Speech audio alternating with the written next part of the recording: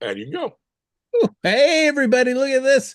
We've made it to a galaxy far, far away.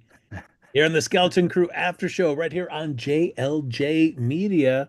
That is right. We've all reunited to break down the season, who knows, finale, episode 8 of the Skeleton Crew that just aired this a week ago there on Disney Plus.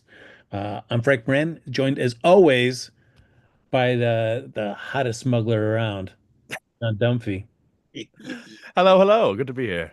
And of course, our Sith Lord. I love it.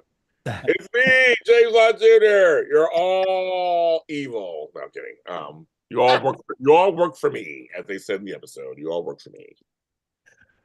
Yeah, so we'll be breaking down. The chat is up and running, so feel free to hop in, share your thoughts, theories.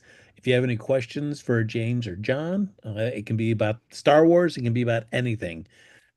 John was just at a St. John's basketball game, so you can ask him about college mascots, his favorite college drinking games, anything like that. Of course, the super chat is up and running as well too, so feel free to throw a few credits towards there to keep this republic going strong.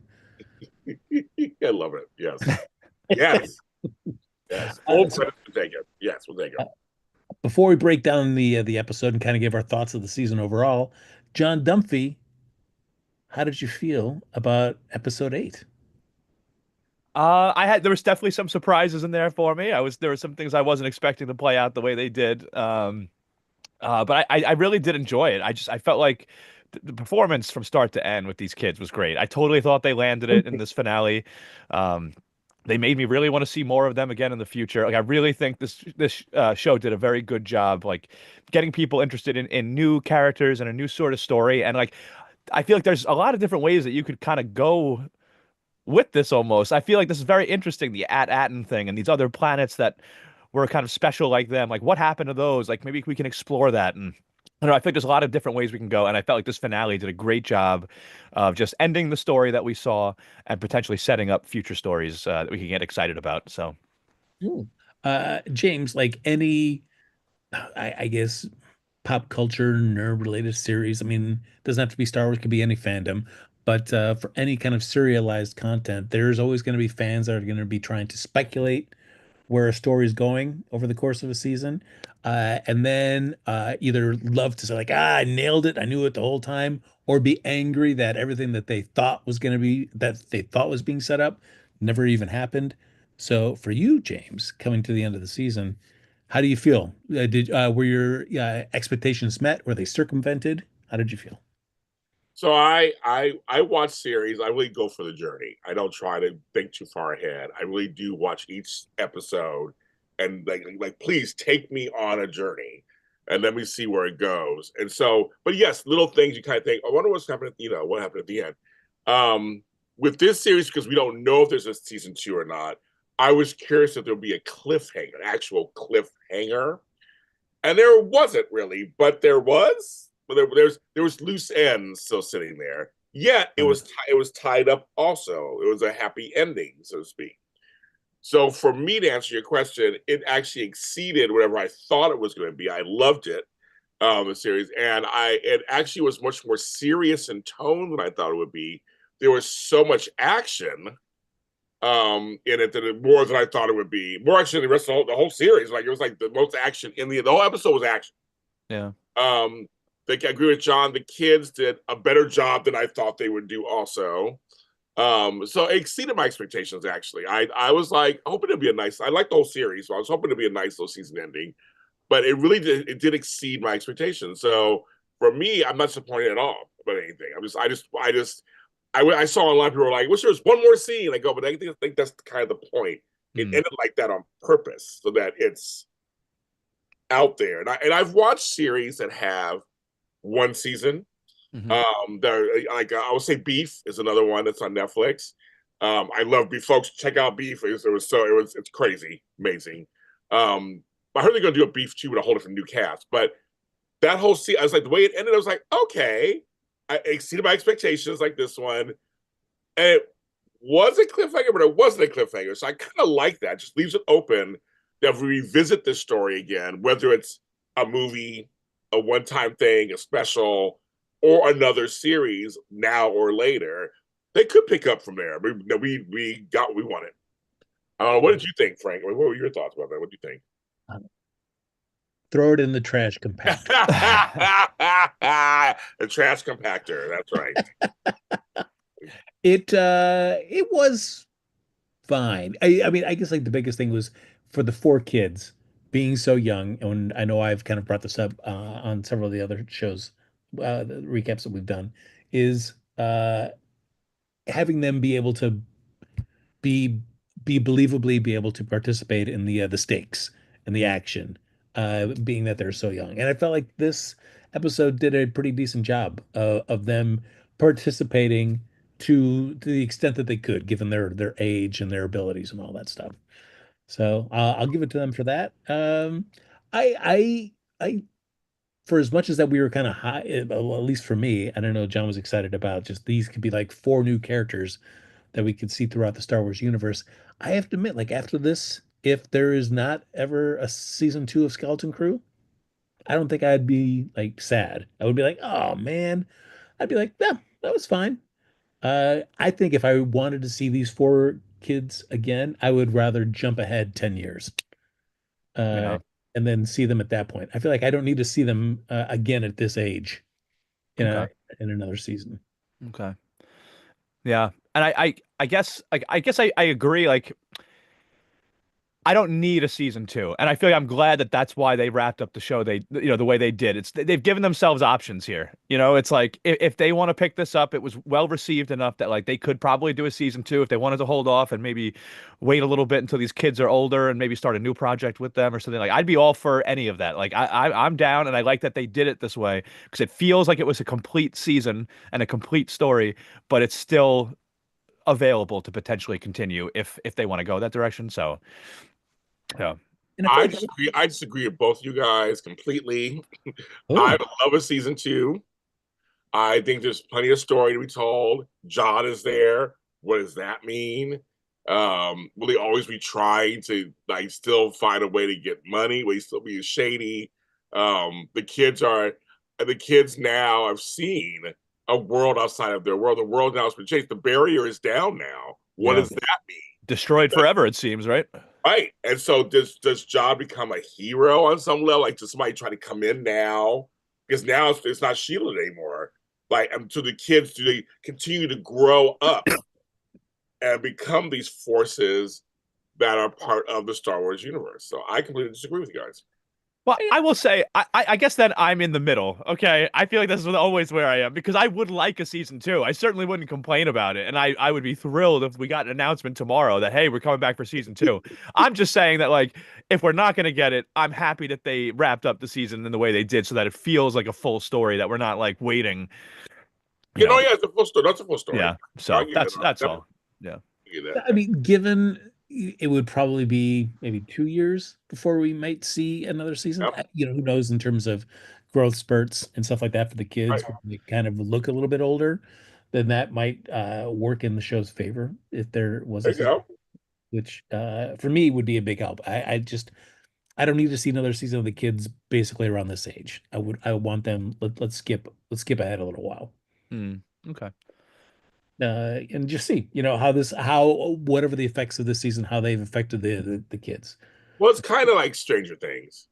Yeah. It's every couple of years, just about when they come out, and so the kids do grow up a little bit each time, and it's a new and adventure with the other side every time. I don't know. I don't know if you guys watch Stranger Things. I watch it. I Hmm. love it. Nerd. I have seen. I haven't seen the whole series, but I have seen some of it, so I need to catch up. Frank knows I'm a nerd because he probably watched it too, Frank. No, I do. I love Stranger Things. So, I mean, I loved it. I mean, the first couple seasons were the best, obviously. Last couple, were iffy, but I'm committed to it. So but they happen almost like you said, Frank. Every couple because it takes so long to make it. It's like it takes forever to come back. They do age a bit, and it's a new story each time it comes back. So I can go with that, Frank. I can totally go with that. All right. Yeah, I mean, for Jod now knowing his backstory, which we learn in the course of this episode, just verbally told it, not seen it or anything like that. I James, how do you feel? Do you want to see Jod again in another season Skeleton Crew, another Star Wars TV show in general? Yes, I think it's a great character because well, this episode he was mean, he was really evil, um, but now he's defeated. So I'm curious, what does a defeated Jod look like? I mean, it's like, does he go back to his swashbuckling ways, and is he an underdog now? Like, I'll be curious to see what he does. It actually will be fun. They don't do the what ifs like they do the Marvel ones. Like, we kind of Right. put him with somebody else and see what he does with them. Like, I mean, kind of, it would be kind of interesting to see where he can do with them. But even on this series, I'd be curious to see, is he imprisoned? You know, is he trying to get out? Like, it's Jude Law does such a great job, and he's such a big name. He's like Ewan McGregor. He's a big name. If you have him, you got him. Use him. I mean, there was no Jaleel White in this episode at all. I mean, I thought the reverse of that. It was the opposite of that. It was like, wow, no love there. What's there a loss with him? But with Jude, yeah, I mean, he's part of the universe now. I would love to see him out there doing something. Him James, and Boba Fett would be fun against each other. I'm sorry, go ahead. be honest. If there is a figure for Jaleel White release, which I'm sure there will, because this is what the show's I'm gonna about. buy it. I'm totally buying it. I'm buying it. Really? Just my collection. It's because I buy it almost as a joke. I mean, I have to buy it just because. But it would sit by your bedside. No, it'd be in my bedside. I sleep on the left, he sleeps on the right. There you go. Tuck it in every night. There you go. Stay right there. It's okay. Yeah, I would get this for a sake. But no, I just say I thought Jude Law did a great job. He was such a great addition. I hate because what happened with Acolyte, there's certain characters we liked on that, we may never see them again. Even though they got some press and people kind of liked them, I don't know if we'll ever see them again. Yeah. And John, I feel like this, as much as we've conjectured about what Jod's deal was, like this is kind of giving us something that we haven't seen before. He wasn't really a youngling, but he was just somebody that had run into a Jedi somewhere out in the galaxy, and was kind of just like maybe a quasi sort of apprentice, but not even that, nothing even official. And Yeah. so like just picked up a few things about the Force, just to know enough, but nothing really more than that. Yeah. This is very interesting to me. The fact that he was found by some kind of Jedi, I'm assuming probably on the run, right? Like from Order 66 or whatever. Like, I'd be very interested to see like a flashback in a season 2 of Jod, like a young Jod training with this mysterious Jedi and see some of that. Like, that would be very interesting to me. Um, and I agree with James wholeheartedly. Like, I love the way that Jude Law portrayed this character. Like, I thought it was so good. He drew me in. I believed everything when he was being nice earlier in the season. I was like, oh, he's gonna end up helping these kids. And then by the end, I was like, whoa, like it's just like he hit all the beats for me. Um, I agree. and I would love to learn more about his past and where he came from and just how he got where he was. Get a little training montage. James, where do you feel like the baseline for Jod is? Because certainly as John said, you see him more being, jokey, you know, not quite as serious earlier in the season, more amiable with the kids and stuff, and certainly getting darker as the season goes along. But is his darkness just a matter of a situation because he is so close to getting the biggest score of his life, something that he's been hunting forever, so he's desperate to make this work and hold on to it. So is that just making him more bad than he is in the moment? And that once that's is all done and it's not happening, that he kind of just like, woo, kind of got a little lost there. I'm not, I'm There more were of a rogue, not there a, were a like a couple little bad. there were a couple of times when he kind of looked he didn't really want to hurt the kids. I don't think like he didn't want to hurt them. Like it was like he really just want. You're right. I think he just wanted his treasure. That's he just wanted the score. They're in the way. That's why he was threatening the parents more. Like, he don't care about adults. But I think the kids, I don't think he's close with them, but I think he felt like, I don't want to hurt these kids. Like, that's not who he is on some level. He's a thief, he's a pirate, but I don't want to hurt kids. I don't want to do that. So you're right, they were in the way. And so he was so close to getting that credit. Yeah, he just want everybody to work for him. I mean, is that so bad, John? Yeah, you all work for me. Don't injure them too much. We need them to work for us. It's like, Yes. jeez. I jumping ahead to the end, when we see Jod kind of at the last time in this episode, uh, as he's watching the pirate frigate crash Oh, down, I love that shot. Oh, I love that shot. his expression, John, what do you think is going through his head at that moment? How's he feeling? Oh, oh man. I mean, there's a part of me that's just like I feel like in that moment he might have been realizing that like I was never meant to like pull this off. Like this is never gonna happen for me. And maybe that's like James said, maybe he'll change his ways a little bit here and become a little bit of a hero and try to help them. He's like, listen, I've been trying to screw people over my whole life, and where's it gotten me? Um, it's ending with this pirate ship that I just got back crashing, which by the way, the Republic caused a lot of damage on this planet. Like, my God, a lot of people probably died too. Yeah, I did. I'm sorry, but that shot was It was so beautiful. It was gorgeous. beautiful. Oh my God, he's the music. He's slowly walking to the window. It's slowly going down in flames. The part that made me chuckle though, when it did hit ground, you could tell that was all fake. I was like, are those Matchbox cars? It sounds like that part is a little fake. But before it hit the ground, I liked that. It was just beautiful, like because it was metaphorically all his chances were going down too. Yeah.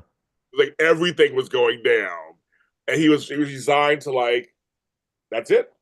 Like I just lost it all. I mean, I was so close, yet I lost it all. That's the look in his face that we saw with the character. Do you feel he hates the kids, or he's like, I got to respect them that they got one over on me? No, I think that one. I don't know. I don't know. I don't. I Yeah. didn't get a sense of either. So I don't know. Uh, Uh, I don't know. I don't know. I think he hates himself, and he might want to like take it out on the kids. But like, just think about it. If all he had to do was stay with those kids, get them home, keep that ship. If he just loaded up that ship that they had instead of trying to bring the whole pirate, yeah, a frigate in there, he could have taken off with a shipload of cash. yeah. Um, and it's like, no, you tried to screw these kids over, and now this is what you get. So I could see him kind of like being annoyed at the kids, but knowing deep down, like, this is really all my fault. Like, I Yeah. should. Yeah. And to the kids' credit, I mean, Wim did call out for him to come with, but he's like, nah, I'm just gonna just watch my thing burn. I'm Yeah. fine. Just hang out up here. Don't mind me. Yes. Uh, Yes. well, we start this episode with, of course, yeah, Jod coming out with his lightsaber. Uh, we from that cliffhanger that we saw at the end of last episode, brandishing in front of the parents and the kids. But it's just like, hey, just a Jedi, just here, well, whatever. I'm an emissary. Come Yeah. on. Yeah. Uh, and we see him starting kind of like, all right, how am I going to get the kids out of here, but still keep them under my thumb? And then get my crew down here, make away with all these credits. So the idea is to go to the supervisor, but also send all the kids home and have the droids be there to supervise. And if they get up at any shenanigans, to alert him immediately. So I feel like Jod's got his bases covered in terms of keeping these kids quiet and not spoiling what he's trying to do on the planet. Uh, Yes. yeah, Yes. except for Fern. Fern gets a little second. She wants to be a little lippy, and he's like, you know what? Why don't you and your mom just stay with me, and we'll go chat with the supervisor together. Uh, so John, I'm gonna ask because this is the big thing. Like everybody, I feel like that's like who's a supervisor? That's the big mystery for the season. Could it be was it our pirate that has been the supervisor now on the planet? Maybe he killed the previous one and he took over. We go up to the supervisor's office, suite, whatever it may be, only to learn that the supervisor is just a giant droid. Yeah. Underwhelmed? Did you like the bait and switch? How did you feel? This is another one of those where I'm just like, I can't decide yet. Like, I was thinking that the supervisor was going to turn out to be Tack Renard or something like that, but I guess that was too obvious. But I thought if it wasn't that, it's going to be someone else mysterious that's going to be a big surprise. So when it was a droid, like, it was a surprise. I was kind of like, oh wow, that's weird. But like, I don't necessarily want to say I'm like disappointed, but I feel like what James said with wanting another season, it now just opens up a ton of questions because it's like, all right, this whole tower is empty. Like it looks like people used to work here. It's covered in dust, but now there's just this droid running everything. But like, how has it continued to run it all these years? And why is it the only planet that continues to function while these others didn't? Like, what happened to those other planets that didn't happen to Ad-Aten? Especially if the whole tower is abandoned. Like, it makes it seem like someone went there and wiped everybody out and set the droid to do this or something. Like how did this happen? So I'm not necessarily disappointed that the droid that it turned out to be a droid, but it opens up a whole bunch of other questions that I'm like, are we going to get a chance to have these questions answered? Or is it just this is how it is? I don't know, but I mean, 'cause James, it seemed like Fern's mom not surprised that not surprised at it all. feels Yeah. like the parents are all in on what the supervisor is. So, how did you feel about the revelation about who the supervisor was? It was weird. At first, I was like, "Oh," I'm like John. I don't know how to feel about that either. That part, I was like, "Okay, that's a twist." I'm not mad at it. And maybe it was smart they didn't get some big name in the Star Wars universe. Maybe it was smart to not do that. Keep it self-contained, like this. But then it also kind of makes sense. Um, the parents, because again, it's a kids show, so of course the kids know nothing. So of course she knows. Of course the mother knows. She knows everything. I mean, she knows what's going on. And so I'm sure many of the parents know. Some are just worker drones, don't know anything, and she's higher up, so she knows. So that part wasn't surprising. But I thought, okay, but I'm not sure. I'm thinking, is it smart? Possibly. Should have been somebody else? Maybe. I don't know. I'm like John, I'm in the middle of that. I was like, oh, okay. And obviously it served its purpose later in the episode. So Yeah, I still feel like because all the parent we learned that all the parents are in it are and know what the supervisor is, but are they happy about it? Are they fine with it? Is it just like, oh well, this is just what life is. We all work under the supervision of a giant droid, and Yeah. but see, we don't care about the parents. Nobody cares about them. The series wasn't about them, so nobody cares what they think. It's the kids going, "Oh, that's what's running everything." It's the kids getting the revelation of what's going on. Basically, now they know that they kind of know the truth because they did leave the island. I keep saying island. Wrong show. I keep saying Survivor behind you. They keep leaving the planet. They left the planet, so they saw there's more out there than just what the parents were telling them. So now they come home, changed kids on some level, and now to get the revelation of what this big thing was that was running all their. I think it was more than nobody. I mean, we don't know what the parents care. I think we have no. They don't. They didn't put any. They didn't put any emphasis on the parents at all. Really, this is the most we saw of two of them at least. But we don't really know. We don't know anything about the parents. well, I guess I'm not going to invite you to my Discord. Where all we talk about our skeleton crew The parents. parents. Well, we got to do a spinoff. The Skeleton Parents, the Skeleton Crew, the parents. PTA Skeleton Crew PTA. Yeah, I love that. I mean, but seriously, the show was about the kids. They never really gave us much about the parents. Not really. I mean, they just kind of like sprinkled them in, and that was it. I mean, it just seems overall that like at Atten, while it looks picturesque from the beginning of the season, I mean, I gotta imagine like all the adults are just hating it. Like I 'Cause, gotta get out of here. It's like they're all living in the Truman Show, and yeah, they're aware of it. But it Like, seems like it's the kids who want. I feel like it's the next generation that sees. I don't want to do this. They want more. That's where Wim comes from. He wants more. He doesn't want to just follow as follows was like do an assessment. That's what he came across. He was like the parents accept it, they live it, they love it, whatever. They're living it. They accepted their fate, so to speak. Where the kids now they see they want more than that now. I feel like that's what it's about. are you surprised at all, guys, that like the kids even know about certain things? Like I remember one of the first scenes we saw, right, was Wim and Neil pretending to be like fighting each other, pretending to be Jedi. And it's like, is it weird that like they don't know what's going on with their planet, but they're aware of things like Jedi? Especially because in this episode, the droid, the supervisor, told Jod like the last thing we got was that the Jedi were traitors. So like, yeah. is it weird that like the kids are aware of Jedi and pretending to be them and aspiring to be them, but they also have no idea that there's even any other part of the galaxy outside of their little bubble? Like, I don't know. Right? It is weird because like yeah, Wim's got his like little hollow novel there that he flips through and that's all about the Jedi and stuff. So like, why is the supervisor being like, yeah, the Jedi's are traitors, but all you kids keep, keep having storybooks about Jedi's.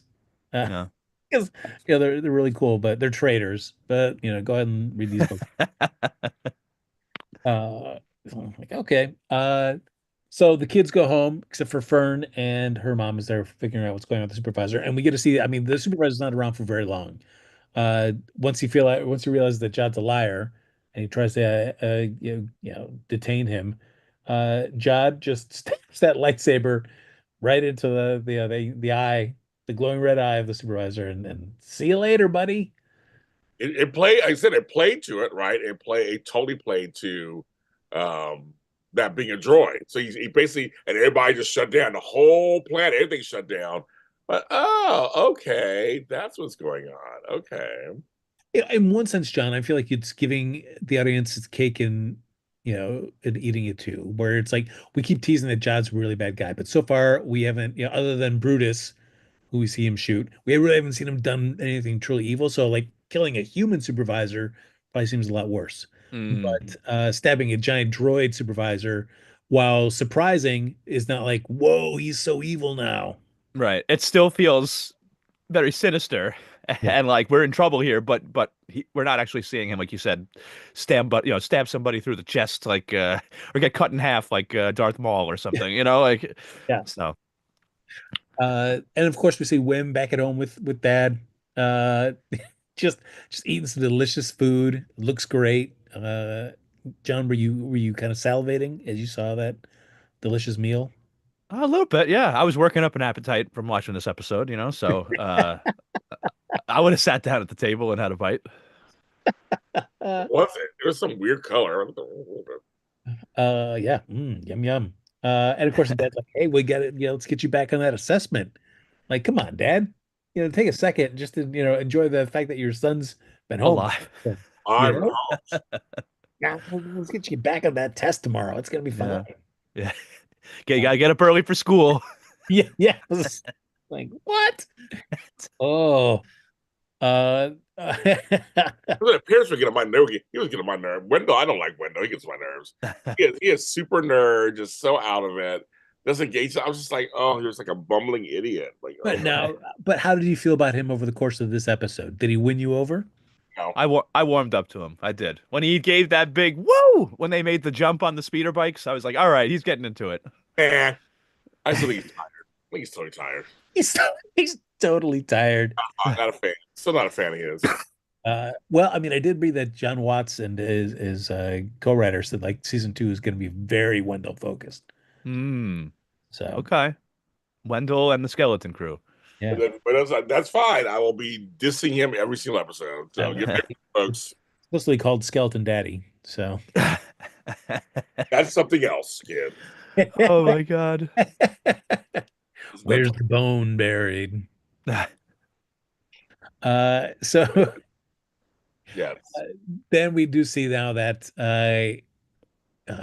Jod's able to communicate with the forget they're able to rather than completely lowering the field as Fern's mom would be able to. She does bring up the giant switch.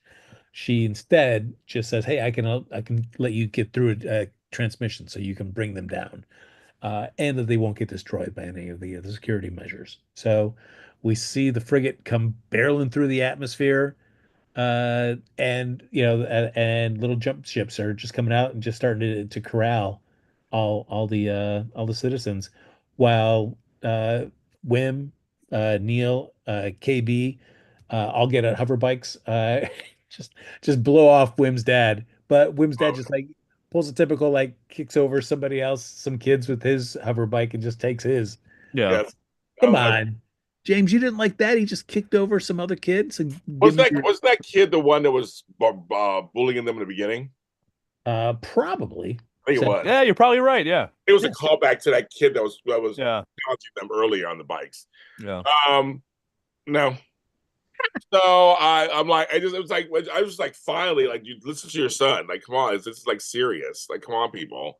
Yeah. Like, it's like I was like more like just get him the program with the program. That's more like, yeah. I mean, but John, how do you feel if you're Wendell? You've got your son telling you that there's pirates coming through. You see them coming through the atmosphere, but it's, you're just a programmer. What are you Right. gonna Well, do? he is a programmer, but he's also been programmed a lot longer than Wim. So he might be, if he's, 50 and Wim is 10, might be a lot harder for him to sort of break out of that programming and feeling of like, oh no, we have to keep with protocol than somebody like Wim who's a kid and just went through this huge adventure. And so I can understand why it's a little bit harder for dad. Uh, all right, gentlemen, we've got, even though it's our skeleton crew is just kids, that doesn't mean that we can't get cool action sequences. So we do get some cool chases through the forest, through the city, as they're trying to figure out how they can help Fern and also stop Jod from absconding with all these Republic credits. Hmm. So, action-wise, John, how'd you feel in terms of other Star Wars content we've got? Were you enjoying the action sequences? I did enjoy the action sequences in this. I was not taken out of it at any point, like I was at some other things, like the what do we call them? The mod squad from Book of Oh, Boba oh Fett. my God. That Oh, Oh, chase scene, the chase scene in Obi-Wan, and that whole thing with little Leia. Um, in this series, it felt like, as far as I'm concerned, the action was up to par from what I was hoping for and expecting from a show like this. So, yeah. yeah. James, you feel the same way? I loved it. I loved actually in general. This was an action heavy episode. I liked it. I thought it was kind of fun. I thought it was fun having them, the kids come together. You can see they've grown a lot. They've come together to make plans to try to help save everybody and save their planet. They had a plan. And so they developed one. So I kind of like that was part of the action with the kids were actually making decisions what they could do. But we saw it was the kids with the parents. The parents had their own kind of like what's going on. Like they didn't know fully what was going on, kind of. And the kids like they knew they were like something. This is all. He's a pirate. There's something wrong. We got to stop. We got to help everybody. I did like that. I thought it being poor Ad just got screwed over. Yeah. Uh, I was like, except people, when they stopped, people getting blown up, buses were getting blown. I was like, oh, dang. But I just thought that it was action packed. I mean, it was like 30, like 40 minutes long. It was most of the show was action packed. Yeah. Yeah. I mean, the plan is, hey, let's get to the ship, go up out of the atmosphere, outside the barrier, signal, get a hold of Kim, and get the X-wings. Great callback. Great callback. Yes, to save the day. So it seems like a smart plan.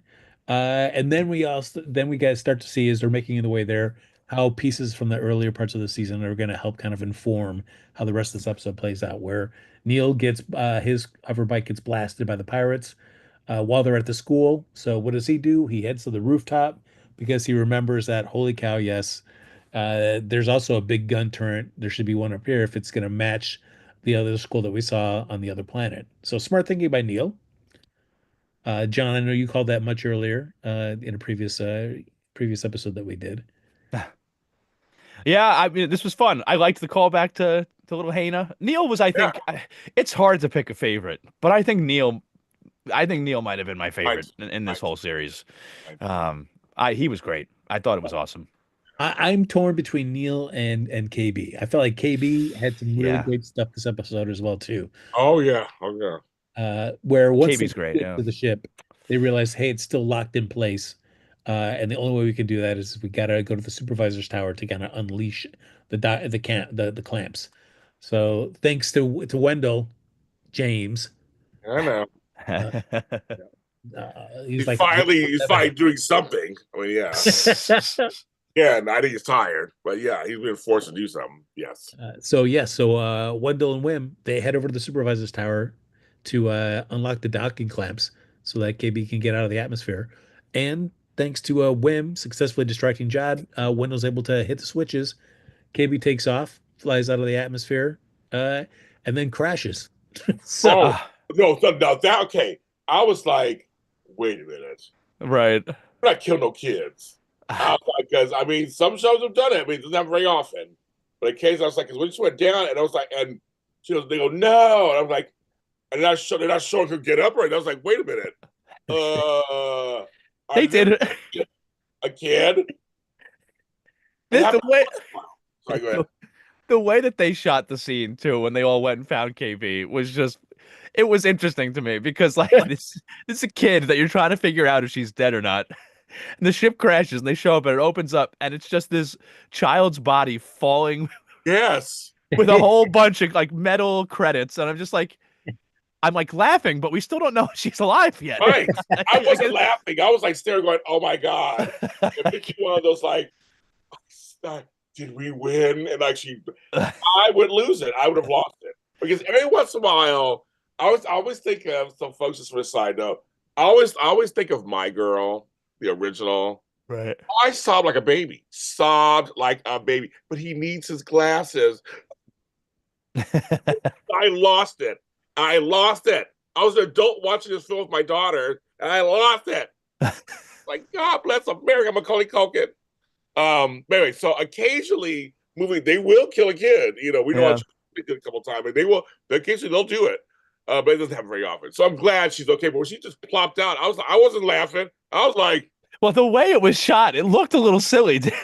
I was just like, is she alive? Like, what? I was like, what the F? Well, that's why I felt like it was kind of an odd way to shoot it because I was like, this girl. Yeah, I was like, I don't know. No, I know what you're saying, but I'm saying for me, I was so on edge. Like, Yeah. like, will she die in battle? Like, I mean, this happens in some Star Wars stuff. People do. Like, I mean, Yeah. things happen. It's like, does she give up her life? Because she helps Yeah. save things? Because she went. Because when she says, like, "Did we win?" It's kind of funny. But I'm thinking, what if that was her last breath? Right. I would have been sobbing like a goddamn baby. I just went, ah! If she had died. Are you bummed that she lived, James? It sounds like you're bummed. Oh, no. Don't twist my words. I'm glad she's alive. Just say. You wanted to feel those raw emotions, and you were prevented from I it. don't want to feel those emotions. I don't want to feel emotions with a kid dying. No. I'm going to say it. That was a cool, I mean, that's a cool, like, twist for us. Yeah. We didn't know she was alive or dead for a while. Right. It's a kid. Like, come on. Well, the fact that we didn't see the ship explode on impact, Right. we just see a little smoky kind of thing. I was like, I think she's gonna be fine. But we do get to see she does while Women Wendell trying to free the docking clamps there. She does get SM-33's head back up and running in the body, even if they're not attached yet. Yep. So he's able to help her co-pilot the ship and get up out of the atmosphere, her to get in touch with Kim before she crashes back down. Along with a little tearful, quick conversation with her parents as she's crashing to her, sadly not her death. Boo. Boo. No, we're not saying sadly not her death. I'm saying that we were like, no, folks, I didn't want her to die. I'm just saying if they did, I've been sobbing. Right. Then we're left right there inside the supervisor tower where the rest of it kind of plays out, where everybody's mad that KB looks like she's died. John's like, I didn't want this to happen. I didn't want to do this. I believe that. I believe he didn't want to. Yeah, I did too. Yeah. I just wanted to get a bunch of credits. Yep. The best laid plans kind of spiraled out of control. So, James, you bought the John was sincere at that moment. It's like he didn't want all this to happen. He just wanted to get his money and go. I really think he's one of those pirates, like Pirates of the Caribbean pirates, and that he's not saying he's a good guy, but he's just like, or not even saying that, just like he just wanted the riches and go. He doesn't want to dilly dally. He doesn't want casualties. He doesn't want to have to do anything crazy. He just wants to go in, scoop up the dough, and go. That's all he wants to do, and I believe that completely. And this was not part of his plan. He didn't need to have kids dying or crashing. That was not part of it. He just was to come in, get all the credits, and then move on and be rich for the rest of your life. That's all he wanted. Right. Yeah. So John, this is where we get his John sob story. Where it's like, there's no real good in the galaxy. There's just, little pinpricks of light throughout, and you just gotta, steal those away as best you can. And just, all you can really rely on is just cold, hard currency. That's pretty much the first scene we saw him. That's what he said, right? He told his crew before they, had a whole mutiny against him. Said, all you care about, I know you have had issues with me, but all you care about is cold, hard credits. And that's what we see him saying at the very end. It's like he didn't learn his lesson, but I think in a way he did. He's a very stubborn person that feels defeated. But I do think that there's more to what he's thinking than he likes to admit. I don't know. Uh, so while they know that KB got a message out to Kim and the X-Wings are still not going to be able to get through the barrier. So Fern is like looking at that big switch that would just completely shut down the barriers. Like, we got to do it. And Fern's mom, no, no, she's pro barrier. She's like, no, no, no, we can't drop this barrier. What are you thinking? Uh, James, how do you feel about Fern's mom in this episode? Well, she's acting as parents would do. That's her job, is to oppose whatever they want to do. But also, a part of it is these adults were conditioned that you can't take down the barrier. That is a major thing. I mean, I'll give the parents that much. That is a major thing to do. This planet has been protected for so long. To let that down, then that's it. Like I said, anything can happen now. So I get it's not a decision to go lightly. I totally get it. I totally get the parents thing. Uh, Yeah.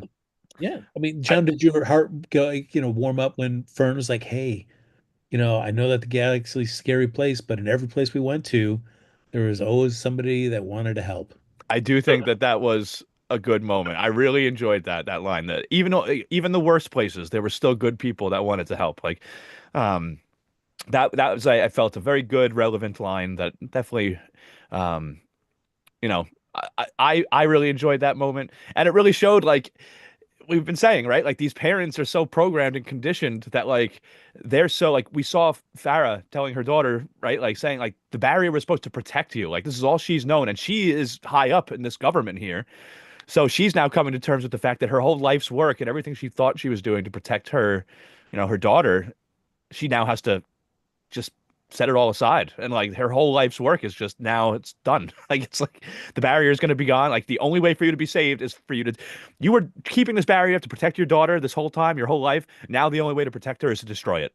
So, you know, James, as a father, uh, could you relate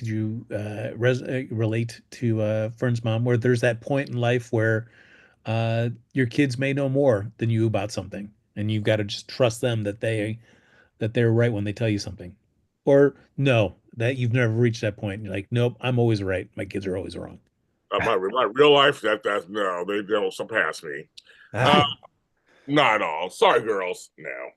Just But like no, Michael Jordan constantly just dunking on his kids and grandkids. I do all the time. But mostly my daughters. I love my grandchildren. I mean, I love my daughters too. Um, you get my nerves, but no, I know that's never happened. But I think I the reverse with my mother. There was times she had to accept that I was correct and stuff. But mostly medical stuff. 'Cause I used to be a nurse, so it's like certain things are like, okay, well, James does know blank. So she was like, I followed your lead, James. Like so there are times when she has had to rely on me. So it's been the opposite. And go let the kid go, well, James must know something. I mean, he did go to school for it and everything. So I go that way, that direction. I haven't come across it yet. It may happen when I get old in diapers, who knows? But so far, the other direction has happened. Hmm. There you go. All right. Okay, okay. So we get a big battle. Wims. We get to see Wendell stand up and sock Jod, which then finally kind of releases like the biggest hold that he's got. His biggest chip is lightsaber. And we get to see Wim kind of pick it up again, and this time not not stab the floor. Uh, uh, John, based on how this episode goes, do you feel like you'd want to see Wim try to pursue being a Jedi or like an X-wing pilot? I think I'd rather him be a pilot. I actually one of the things that I loved about this series was that it felt very Star Warsian, as James says. My word, Um, thank you. but there were no Jedi. Like even thinking that Jod might be one, I'd rather just Wim just wants to be a pilot, wants to be like the next Han Solo or something like that. Like I would rather something like that. Um, and I thought it was good. I actually thought I wouldn't have enjoyed if in that tower at the very last second when everything's looking at its worst, if Wim had turned around and had his hand out and somehow was like stopping Jod with the Force, I would have been like, no. You almost made it. You almost made it. So I'm glad they didn't go in that direction. And I hope that they don't. Like, I mean, I guess they could now. Like, the series is over, so it is what it is. If they wanted to go in that direction in the future, I guess they could. But I'm happy that they didn't. So, Yeah, I mean, I feel like this was such a high tension moment that if he did not show any proclivity with the Force in this moment, then I doubt, I don't think they would go in that direction. yeah, But yeah, I agree with you. Like, being like a pilot seems a more, I guess, maybe a more realistic and attainable goal for. yeah, I So think for him, period, he's now more open and stuff. He sees another world out there. yeah. Just do these assessment tests and they tell you what to be. He's now can say, I can do whatever I want now at this point. There's so many options for him.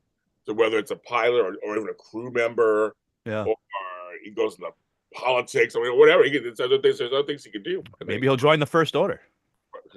yeah, sure. Maybe they're the ones that need pilots the most. Right. There you go. Yeah. He's, I mean, who knows? Maybe, yeah, I mean, he could have been right next to Finn, right there in right. Force Awakens, Yeah. Yep. down there And killing Max von Sydow. yes. It's like, yes. I'll hear him. Yes. Yeah, that could be, maybe Fern's Captain Phasma. Ooh. Or maybe Imagine. later Fern works for Princess Leia. Ooh. There you go. So yeah, so they stopped, a nice little tense moment where Jod's trying to use the Force as Wendell's dad is Wendell's trying to pull down the switch, Ooh. and he's Yeah. using the Force to keep the hand away. And then Those Fern's fingers bent back a little bit. Ugh. yeah. I know it did. That made me go. "Ah." I was like, yikes, a doodle. But Fern's mom joins him, and the switch goes down. We get to see the barrier disappear. Everybody there on Ed gets to see the stars and the galaxy for the first time. Yes. Yes. And then it comes in the X-wings and just do massive property damage. Yes. Yeah. Yes. Love it. I Just, love yeah. it. Oh, we're here to help, guys. We're here to help. Yeah. You don't even know who we are. You've never even seen our ships before. But we're the X-wings, and we're gonna help you by destroying half your planet.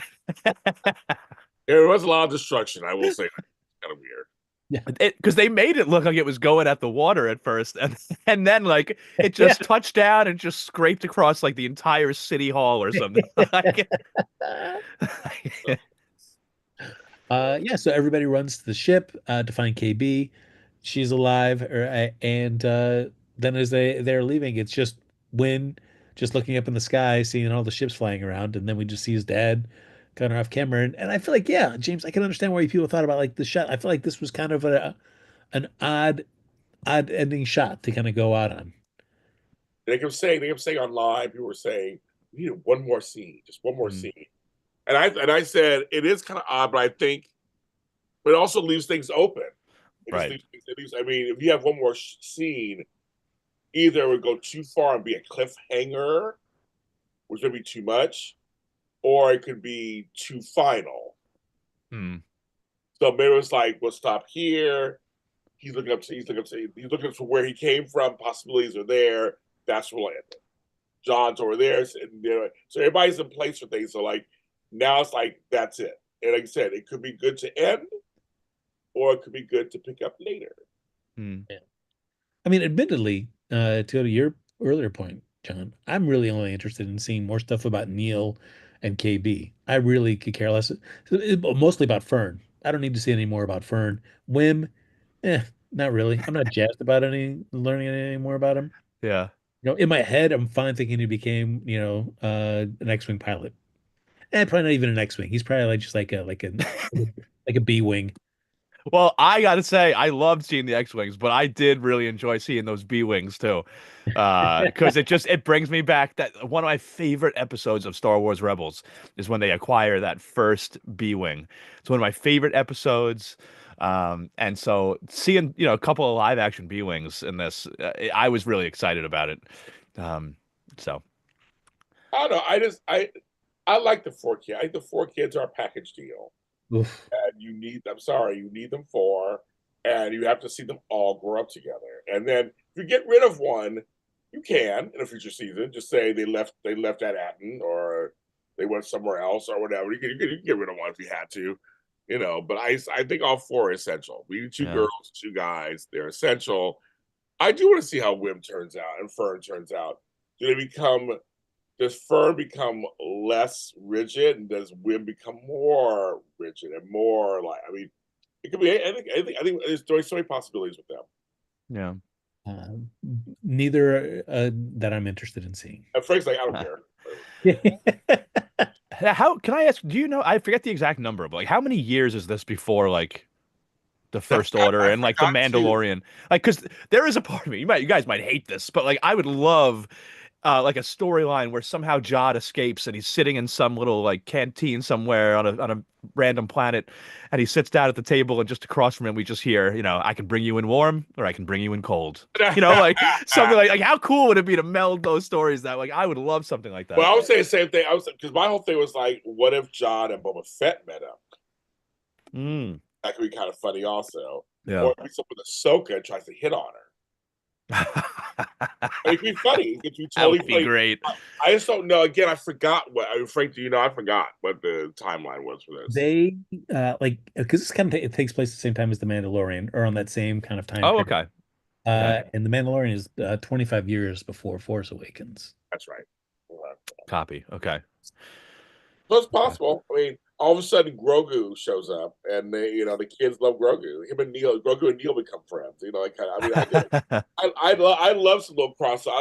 I would love to see them continue in the universe. Yeah. I like these kids. I mean, the other kids I didn't care for in Acolyte. I didn't really care for those kids. I didn't care for the girls in that one. I like the girl who played Leia in Andor, which we'll get more of her obviously the next season. But kids sometimes, and Frank knows this. I'm not a huge fan of kids on some shows. I'm just kind of like I can take them or leave them sometimes. I know they're necessary to story, but I will say with this show, I actually liked all four kids. Bless you. I liked all Thank you. four. Yeah. But to James's point, he would have liked it more if one would have died. No, stop right now. Especially his favorite. Yeah, No, he would have died. That would have been great. no. Oh man. Yes. Yeah. I don't know. I will be curious because I'm sure, if it's kind of the idea that they've got to wait 30 days after the finale airs before they really kind of make any announcements, because they want to see how watching, viewer numbers are. And now you can binge the whole thing, right? I mean, Yeah. you might Well, get some that extra. that too. Yeah. Yeah. So, yeah, I will be curious to see. I mean, given James, where does this rank for you in terms of the Star Wars content, live action content that we've had? Okay. So for me, number one is Andor season one. Number 2 and 3 are Mandalorians season 1 and 2, Mhm. and this comes number 4. Ooh, all right. It's because Boba Fett to me started out strong. It just kind of whatever. Obi-Wan Kenobi had some moments. I do like those. So this will come after this. But I like Bad Batch. I will add. I know it's not live action, but I actually like that one a lot. I watched all the seasons of that one.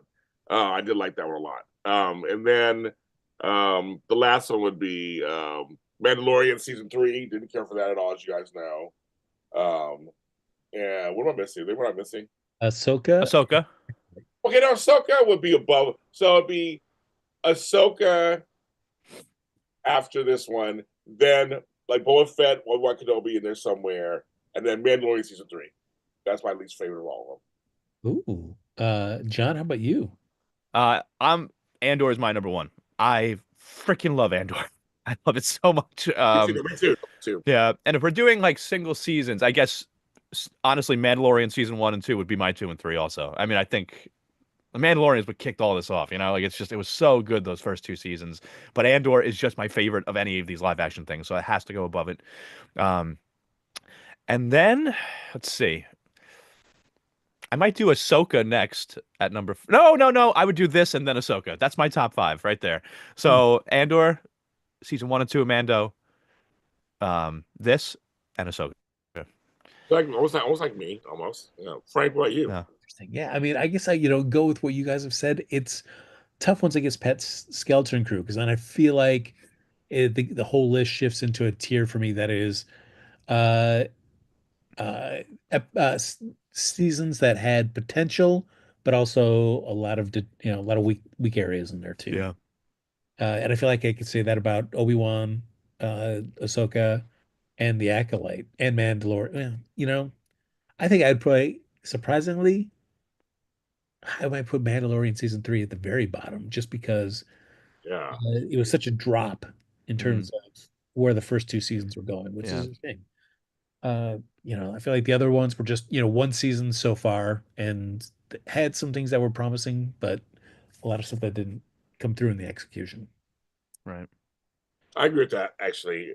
Acolyte, again, had a couple of characters, and like I said, we had a really great fight scene. Yep.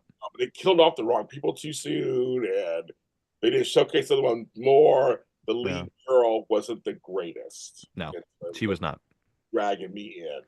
Ahsoka had moments that were good. Also, we did, like I said, there were some moments that were shortened. We're kind of like, I don't know if I buy that, or why are they fighting so much? Like it wasn't long enough. It was too many. The episodes were 32 minutes, 45 minutes, 20 minutes. Like it was too jangled for me. Yeah. But That's irritating. they had some great characters in place, like Balin and all that. That we loved on that. Obi-Wan, same thing. I actually enjoyed some of the stuff of Obi-Wan, obviously. But yeah, the fights were a little too, no. And there was some stuff there. So you're like, there was potential in all those series to be really good. And even Boba Fett, too. The first half of Boba Fett, I like. The second half was cuckoo crazy. It's one of my favorite after shows we've ever done because we were just like, it was crazy. We were just talking, like, Yeah. we were having a good time. Yeah. Like summer shows. And they were kind of funny because they were just like, they were like literally, there's an episode, two episodes that are Mandalorian. That was, and the three of us, I listened, you should listen, one day if you get a chance to listen back to, well, I was like, we were just kind of like, what the F? Like, we were just like, so like, trying Yeah. to show that was throwing us all these curveballs. It was kind of Right. like, and of course, I mean, the episode makes me laugh the most is our episode about Homeboy not having a word. Yes. The episode. And we went on about that. Oh my god, it's hilarious. I was Yeah. laughing at our commentary on that. I, So that show is one of the most fun shows we've done because it's just so right. it was Right. crazy. It's funny to me too with that show because like we weren't expecting such a couple of heavy Mando episodes, but like the season, especially we all agree, season three of Mando was not what we expected. It was definitely lackluster. And it's like some of the stuff that they crammed into Book of Boba Fett, like getting a ship, and like things like that. You know what I mean? It's answers that we were looking for season three of Mando, they answered in Book of Right. Boba Fett. And then it was like, all right, well, so then what's going to happen now? And it was very underwhelming. And I'm like, if the first couple of episodes of season three started with like getting a new ship and Right. doing a couple other things like that, it might have, a better start I might have agree. helped the whole season for all we know. I agree. Yeah, I mean, the first thing about the Book of Boba Fett was I feel like that of all the kind of lower rung series on our list is that there was such hope and expectation and anticipation by fans, because that's a character that has always been kind of a fan favorite, but never used to its fullest extent in any live action Star Wars stuff. So I think everybody had their own story in their head about what it's going to be like when he comes out of the Sarlacc pit and what happens to him after that. And this show just, boy, did not deliver on any of that, to the point where by the end of it, it bails on the whole thing that they've been saying about. It's like, I was going to become a mob boss on Tatooine. Nope, I'm done. I'm out. I'm just heading Right. out to space. Like, And what? but our reactions to that were hilarious. We were just like, Yeah. what the like and you like say you bring on Danny Trejo and don't really use him. Like Yeah. so a lot of these shows, when I look back at what we saw, there was always potential in all these shows. All of them. There were always potential for a greater and greatness. But only a few did a good job. Like I said, a few did. I think it did it. Like I said, those Andor and those first couple seasons of Mandalorian were really good. Yeah. I think they were really good. Yeah. Uh, for me, I will be curious to see what the Mandalorian and Grogu film is like. I feel like that's Mm, really, I'm looking into that to kind of like, if you can land this and kind of get fans re-energized about this particular era of Star Wars storytelling you guys are doing. Yeah, I yeah. agree with that too. I'm curious too because if I go back to the movies, I loved Rogue One. I know that's one of my favorites off, the book half movies. Solo wasn't bad. I Right. liked it, but it wasn't bad. So I was like, oh, you would do some of these offshoots. That's great. That's fine with me. But if they, but they had done Rogue One, we would have gotten Andor. So I'm kind of glad that that did happen. And now, either we know later what's going to happen, but now we get to see it play. We'll see it play up. Yeah. And then Ahsoka, like I said, when I was doing the show, I was doing the Mandalorian show, the first season with Ryan Nielsen. Shout out to Ryan Nielsen. And we kept talking about Ahsoka is his favorite character, and he had the book. He was showing the book. He was so excited. So I was telling, so I'm like, so there's been potential for all these things. Like we're just sitting here, and it's all this stuff, and so some of it's just been really disappointing, and some's had some really great moments in the stuff that was kind of disappointing. A little bit of both. I feel like it's once Andor season 2 finishes airing, I feel like that's going to be the. I am hopeful that it's going to just match season 1. I feel confident in thinking that it's going to come, as close to or maybe in some ways exceed season 1. But I think that sets such a high benchmark for Star Wars live action content on Disney Plus that I so far they have not been able to match in any of the other series. Yeah. I agree. Andor really from the sets to the story to everything, to acting, the actors. It's so well done. I mean, the sets are just beautiful. I mean, all the sets were beautiful. I mean, even when they were captured and they were doing it, those sets were beautiful. I mean, like, and it's like the minutia. We're seeing different sides of the Republic. It's so weird. We're seeing all these like low level people and what their lives are, and what's going on there. And I don't know. I love the whole thing. I love the whole thing, and if they're fighting back and they're trying to do it secretly, and I just love I love the whole thing. I love it. Yeah. I mean, and it's not that I need every series to be some kind of to emulate Andor, Me but too. what I would want them to do is just have showrunners that have very specific vision for what they want that series to be, Yeah. and then trust them to execute it. Yeah. Well, I 'Cause wonder maybe they need to start, going past Dave Filoni and all that. Maybe we need to get some other people in there. Maybe we need some fresh blood. Yeah. Maybe they have better ideas. I mean, maybe they have other ideas that could be totally good. Yeah. I mean, that's the thing about I give points for getting these series out there to us and they're whatever, but it's kind of like sometimes maybe you could have the concept, but like you said, Frank, let somebody else execute it. It's almost a Tyler Perry effect. It's almost like we know you're talented, that's really good, but maybe let somebody else kind of work on this over here and make it a fresher, better take than if you just do all of them. Yeah. Yeah. I mean, it's like I feel like for me the stronger parts of Star Wars are the points where George Lucas collaborated with other people, other Yeah. directors. Yeah. Like with Empire Strikes Back and Return of the Jedi. I mean, he certainly set the template with Star Wars, so you got to give him full credit for Right. that. But I feel like Empire Strikes Back was such a thing that kind of really, was a step up, and I felt like the push and pull of being able to collaborate with somebody else that was trying to bring your vision to life. Yeah.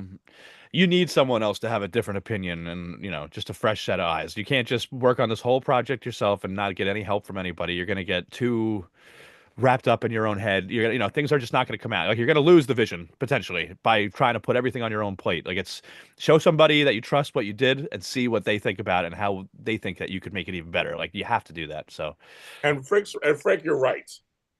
I think of Empire Strikes Back is really good. And it's the second one, and and then you think, of course, I think I was thinking of Aliens. Alien was good, but Aliens was really good. I mean, it's rare when a sequel is as good or better than the original because you're building yeah. off the original, and usually the original is really good. And Star Wars itself, I mean, I'll just tell you, for me, folks, I'm 8,000 years old, so I was there when it came out in the theater. I was 8 years old, and I just remember seeing it, and frame for frame, all of us were just like, we've never seen this before. We had never seen space in that form up to that point, up to 1977, 78. Yeah. We just never saw it. I mean, I remember it. I mean, I remember it. So why I think I'm a fan, because I remember it so vividly And I saw Star Wars like 10 times that winter and fall. I saw it. I went almost every other week to see it, and I loved it because it was just like you never saw that before. And so, but you think about when you look back on it now, it's not the greatest of the. I mean, it has some cheesy moment, whatever. They changed some things later, obviously Luke and Leia, all that whole thing. But the next two, I even love those more. I love those. I love Return of the Jedi, and we all love that even more. And they Yeah, both yeah. were really good. It was a good trilogy when you put it together. You go, okay, that was good. Little bookends, that was good. But you're right, Frank. I mean, Star Wars was great. I mean, it set the template. You're like, wow. But the other two were really even better. I think. Yeah. Yeah, because I feel like Return of the Jedi is the one that kind of like for me starts to show like maybe you can't always trust George's vision. It's okay. The Ewoks were fine. Don't No, start with me. no, it should have been the Wookiees. I don't know why he decided that. I was like, no, we should do these Ewoks like that. Right there was just like, no, that was the wrong pivot to make, George. It's for the kids. Wookiees are also for kids. They love Chewbacca, so why would they not love a planet full of Chewbaccas? True. True. What's the Oh, same guy brought us Jar Jar Binks later? So we started on that. oh man, yeah. There's what was going on in his head that like the fans are gonna love this character. This is gonna be a crowd pleaser. Woo. Yeah, but no. But anyway, so I agree with you, Frank. That's just like it's kind of funny. I mean, I think this franchise was kind of smart to kind of give a break to the movies and come to TV. But now it's like you should be more deliberate now on TV because not everything was good. So Yeah. like well, I know that's relative, but to my everything was the best. So now let's be mindful of what we bring to the regular screen because there's so many ideas. Obviously, we can think of each of us can think of 10 ideas out there, but I think now we got to start being mindful of what we're putting out there because. And Boba Fett, I love those Jabba twins. I wish I saw more of them. Again, it's like these characters that I wish they put them all together in a show. All the cast offs or whatever. Put them all in one show. Yeah. So in the chat, I just want to say, Diane C said Jude Law was the one reason I watched this show. He is an amazing actor. He is. He was great. Yeah. Get him in. That's a coup to get him on Star Wars is a coup. I haven't. Speaking on the other side, I didn't realize that Star Trek, the 31, it's a movie. I thought it was a series. The new whatever Section 30, whatever it's called, 31 or whatever it's called. I know. Because all these folks are in it. Michelle Yeoh, they're all. I'm like, oh, I didn't know they're all in there. So I have to watch that maybe. At one point, it was teased that it might be a series, but then it got changed to like, nope, we're just gonna do a movie. Yeah. Which again, I would relate to it's the good to watch Star Wars on Star Trek, folks. I know, but I kind of want to lead it to that, saying that Star Wars could do some of these Disney Plus movies. Do some movies for the Disney Plus. They don't have to be theatrical releases. I mean, you could do some like TV movies, basically. Like, Yeah. Yeah. No, absolutely. I mean, although I feel like if you're going to do a TV movie to better ensure as you get as much bang for your buck, it makes sense to release it in the theaters first. So I can see why they're doing a Grogu Mandalorian film that'll eventually come back to Disney Plus. In its way to make even more money on this. possibly. Yeah. Ladies and gentlemen, That's it. Oh, we've done it. Until Andor season 2. yeah, This is it. I know. Yes. Yes. Yes. And we're going back, folks. It's only what 3 months from now. Right. Yeah. It's close. It's coming up. Who knows? Much like the Skeleton Crew kids, who knows what will be like in 3 months? The changes that we've personally gone through. That when we reunite, Yeah. I may shave my head. Who knows by then? Yeah. John is living in Australia, married to a reality star. That's right. That's right. Yeah. My life is it's really taking a turn for the better. Yeah. As I sit in the same bedroom I've always been. That's right. That's right, kid. The famous bedroom. That's right.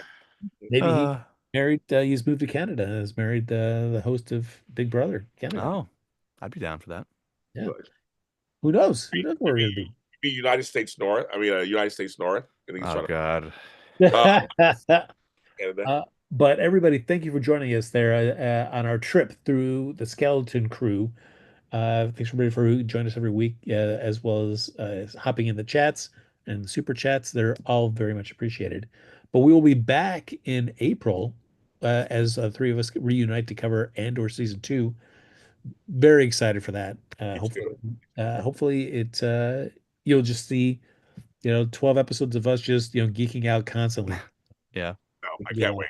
Can't wait. But if you want to stay in touch with us, any of us between now and then, it's a long 3 months, and you're gonna have questions and thoughts, like It's a recipes. cold, lonely winter, That's so true. uh, Uh, John Dunphy, where can they reach you? if you would like to find me, my address is 123 Sexy Street. Um, Yeah.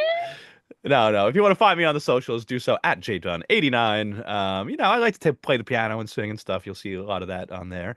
If you're into competitive reality TV like Big Brother and Survivor and The Traitors, which started a few weeks ago, we talk about that, and we're called at Strat Chat Pod. So come hang out. Uh, James, how about yourself? A resident So, Sith Lord. Sith Lord. Until our next series, I do have my series, Darth Vader is Your Father. Weekly episodes come out where I talk about something Star Wars related. New episode coming out this Friday, as a matter of fact. So check it, it's called Darth Vader is Your Father, because he is your father. You can follow me at James Lott Jr. all over the place. As I always say, James Lott Jr., where all James Jr.'s are sold at James Lott Jr. on all social media platforms, including Blue Sky. I am there. I'm not on Threads. Well, I'm not on. Yeah. I'm on TikTok. It's back. I'm on TikTok. So I'm there. And Frank and I on Sundays, the next couple of Sundays, we'll be there doing General Hospital, Mm. 1 p.m. 6 Standard Time. So we do on our Sunday sub block. Frank, That's where can we find you? and make sure yeah, James is Darth Vader is your father this Friday because I know James is setting aside a big chunk of it to do his screed as to why KB should have been killed. Episode 8 of the Skeleton Crew. So get ready for a good 30-minute rant from James Lott Jr. But you can follow me on all social media at Happy Go Jackie. That's going to do it for this episode of the Skeleton Crew After Show right here on JLJ Media. Thank you for joining us. All our Star Wars content is here on JLJ Media, as well as a bevy of other great content here for a variety of shows, audio dramas, you name it. Yeah. JLJ Media has it. So check it out. There's plenty for you to entertain yourself with in the 3 months before we reunite for the Andor After Show right here on JLJ Media. Until then, may the force be with you. May the force be with you.